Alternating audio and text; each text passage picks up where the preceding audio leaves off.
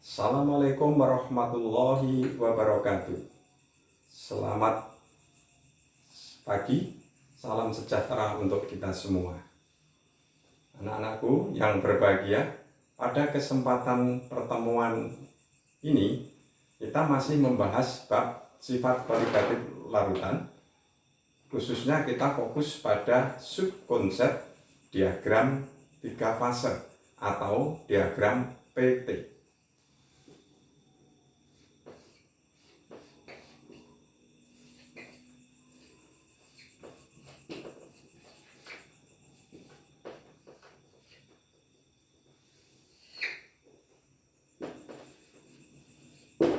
Ya, bagaimana diagram PT?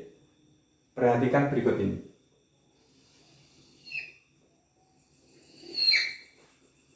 Sumbu tegak adalah P, sumbu mendatar adalah T. Ini menunjukkan tekanan, satuannya atmosfer.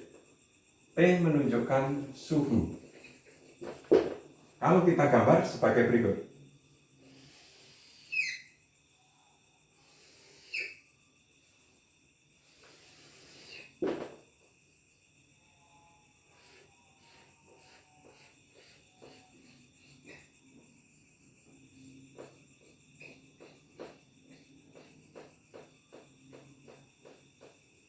Ya, kalau ini titik T, di sini adalah T aksen, ini A, ini B, ini titik 0, O, ini ada garis mendatar. Nah, ini 1 atmosfer. Dari diagram PT ini sebenarnya kita ada 2 komponen. Komponen yang pertama adalah garis penuh. Nah, ini menunjukkan diagram fase untuk pelarut. Sedangkan garis putus-putus ini menunjukkan diagram fase larutan.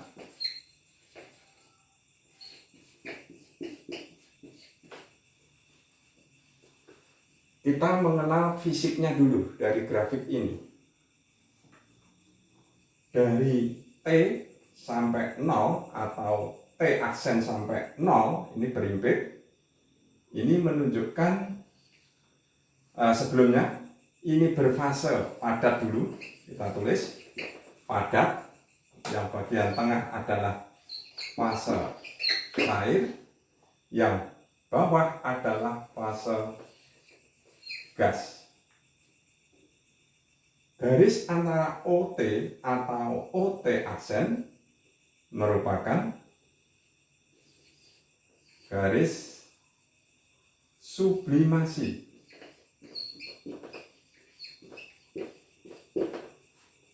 Garis A sampai T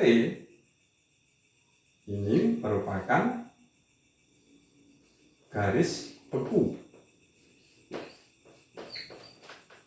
Dari T sampai B ini menunjukkan garis uap atau garis didih.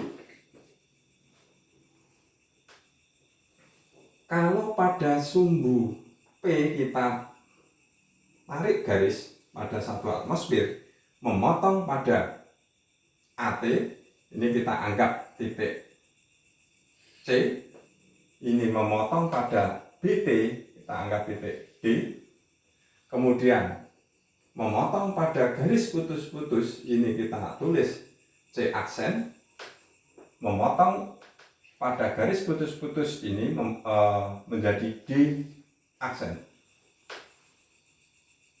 Nah, seandainya suatu zat padat akan berubah menjadi cair, maka harus melalui garis beku dulu, cair menjadi padat. Ya.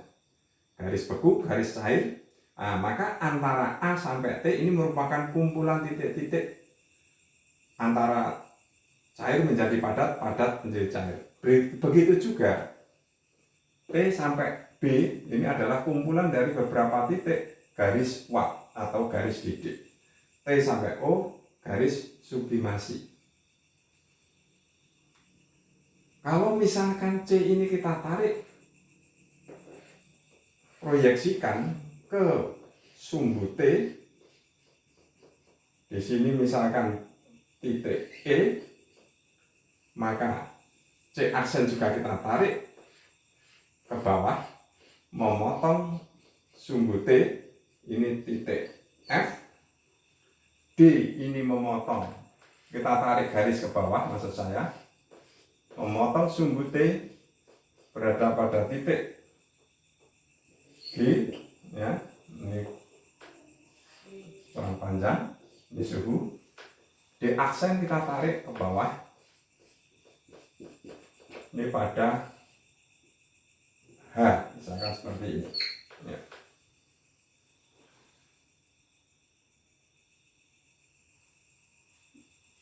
Jadi garis lurus atau garis yang penuh ini merupakan diagram PT dari air, dari pelarut, yang potong-potong merupakan diagram PT dari larutan. Sehingga kenapa ini satu atmosfer? Ya, kenapa satu atmosfer? Ingat bahwa satu atmosfer itu dalam kondisi yang standar. Tekanan satu atmosfer berarti air mendidih ini pada suhu 100 derajat Celcius, kemudian membeku pada suhu 0 derajat Celcius.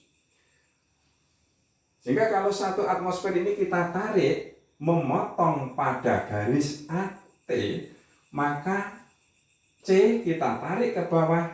Nah, ini menunjukkan adalah titik beku pelarut. Dalam hal ini adalah air. Kenapa titik beku? Karena berada pada garis beku. Nah, di sini titik beku air.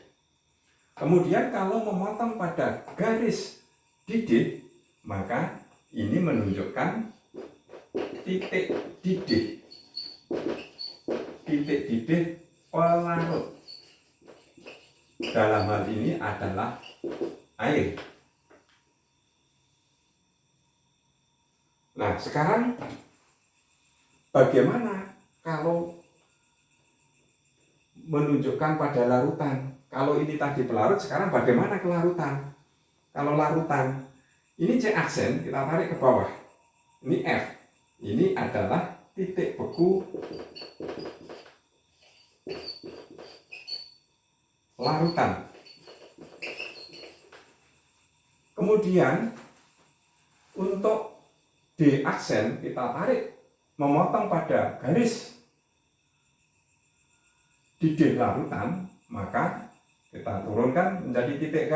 Ini menunjukkan titik didih larutan. Ya. Kita ingat bahwa sifat koligatif, ya, sifat koligatif itu prinsipnya larutan dibandingkan dengan pelarutnya. Nah, ingat, pelarutnya. Bagaimana? Kita lihat. Larutan ini, pelarutnya adalah C. Kita berada pada titik beku dulu. Maka di sini adalah menunjukkan delta T F. Ya. Jadi ini juga menunjukkan delta TF. Kita lihat, kalau larutan dibandingkan dengan pelarutnya berada pada garis penuh, posisi titik beku larutan itu berada di sebelah kiri. Artinya apa? Jadi titik beku larutan itu akan lebih rendah dibanding titik beku pelarutnya, karena ini berada di sebelah kiri. Sebaliknya, bagaimana dengan titik didih larutan? Larutan dibandingkan dengan pelarutnya. Larutan D aksen, titik didih pelarut D. D aksen atau di sini H ini terletak di sebelah kanan D. Maka di sini menunjukkan delta TB, kenaikan titik didih. Nah, artinya apa di sini? Bahwa titik didih larutan itu lebih tinggi daripada titik didih pelarutnya. Ya. Sehingga mengalami kenaikan, ya, kenaikan titik didih. Kalau pada titik beku tadi, maka titik beku mengalami penurunan, ya, penurunan titik beku larutan. Nah, ini konsep kaitannya dengan delta TF dan delta TB. Jadi sama-sama dalam kondisi standar tekanan 1 atmosfer, ternyata titik beku larutan itu akan turun kalau dibandingkan titik beku pelarutnya. Kemudian bagaimana kalau titik didih larutan dibandingkan dengan titik didih pelarutnya, itu akan mengalami kenaikan. Nah, sekarang aspek yang lain. Bagaimana kalau tekanan itu kita turunkan? Ya. Kalau tekanan itu turun, misalkan kita tarik garis putus-putus di sini. Kalau ini P aksen, nah P aksen tekanan turun itu berarti P aksen kurang dari 1 atmosfer. Kita belajar membaca grafik. Bagaimana kalau tekanan diturunkan, titik beku air bagaimana? Titik beku air semakin tinggi atau semakin rendah? Kita tulis ini. Ini ada titik, misalkan titik K, kita proyeksikan ke bawah. Nah, ini K aksen. Nah, ternyata K aksen itu di sebelah kanan titik beku pelarut air. Nah, artinya apa? Titik beku air akan semakin besar. Nah, karena berada di sebelah kanan. Bagaimana dengan titik didih air? Kalau diturunkan tekanannya, berarti berada pada titik L. Kalau kita proyeksikan ke bawah, menjadi L aksen. L aksen ternyata berada di sebelah kiri G, atau artinya apa? Titik didih air atau titik didih pelarut itu akan mengalami penurunan kalau tekanannya diperkecil.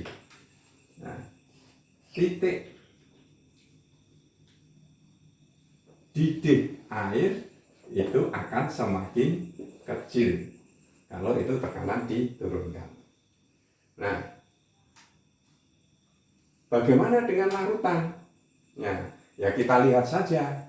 P aksen ini memotong pada garis putus-putus, ini berada di